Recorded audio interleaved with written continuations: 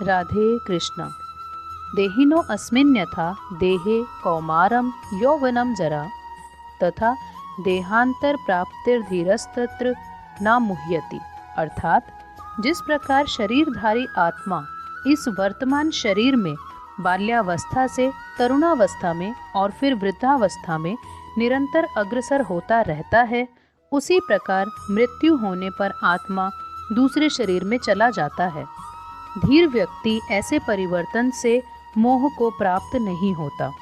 तात्पर्य: प्रत्येक जीव एक व्यष्टि आत्मा है। वह प्रतिक्षण अपना शरीर बदलता रहता है, कभी बालक के रूप में, कभी युवा तथा कभी वृद्ध पुरुष के रूप में।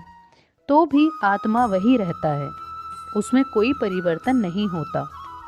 यह व्यष्टि आत्मा मृत्यु होने पर अंततो गत्वा एक शरीर बदलकर दूसरे शरीर में देहांतरण कर जाता है, और चूंकि अगले जन्म में इसको शरीर मिलना अवश्यम भावी है, चाहे वह शरीर आध्यात्मिक हो या भौतिक।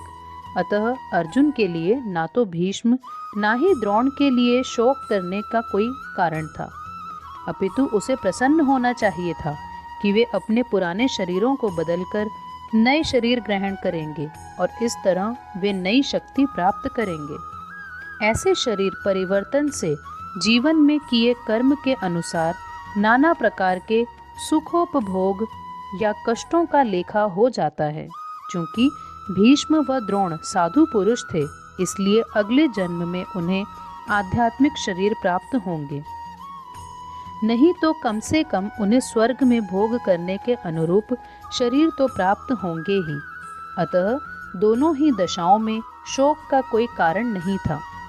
जिस मनुष्य को व्यष्टि आत्मा, परमात्मा तथा भौतिक और आध्यात्मिक प्रकृति का पूर्ण ज्ञान होता है, वह धीर कहलाता है।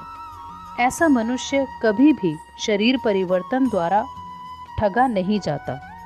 आत्मा के एकात्मवाद का मायावादी सिद्धांत मान्य नहीं हो सकता, क्योंकि आत्मा के इस प्रकार विखंडन से परमेश्वर विखंडनीय या परिवर्तनशील हो जाएगा, जो परमात्मा के अपरिवर्तनीय होने के सिद्धांत के विरुद्ध होगा। गीता में पुष्टि हुई है कि परमात्मा के खंडों का शाश्वत अस्तित्व है, जिन्हें क्षर कहा जाता है, अर्थात उनमें भौतिक प्रकृति में गिरने की प्रवृत्ति होती है।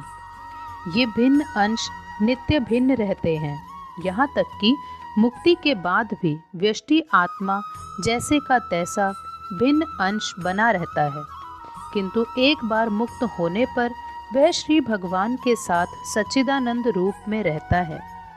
परमात्मा पर प्रतिबिंबवाद का सिद्धांत व्यवहृत किया जा सकता है, जो प्रत्येक शरीर में विद्यमान रहता है। वह व्यष्टि जीव से भिन्न होता है। जब आकाश का प्रतिबिंब जल में पड़ता है, तो प्रतिबिंब में सूर्य, चंद्र तथा तारे सभी कुछ रहते हैं। तारों की तुलना जीवों से तथा सूर्य या चंद्र की परमेश्वर से की जा सकती है। व्यष्टि अंश आत्मा को अर्जुन के रूप में और परमात्मा को श्री भगवान के रूप में प्रदर्शित किया जाता है, जैसा कि चतुर्थ अध्याय के प्रारंभ में स्पष्ट है। वे एक ही स्तर पर नहीं होते।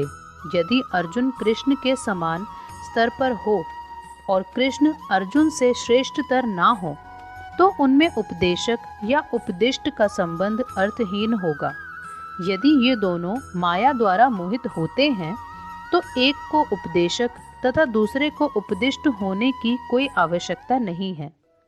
ऐसा उपदेश व्यर्थ होगा, क्योंकि माया के चंगुल में रहकर कोई भी प्रामाणिक उपदेशक नहीं बन सकता। ऐसी परिस्थितियों में यह मान लिया जाता है कि भगवान कृष्ण परमेश्वर हैं, जो पद में माया द्वारा विस्मृत अर्जुन रूपी जीव से श्रेष्ठ हैं। राधे कृष्ण।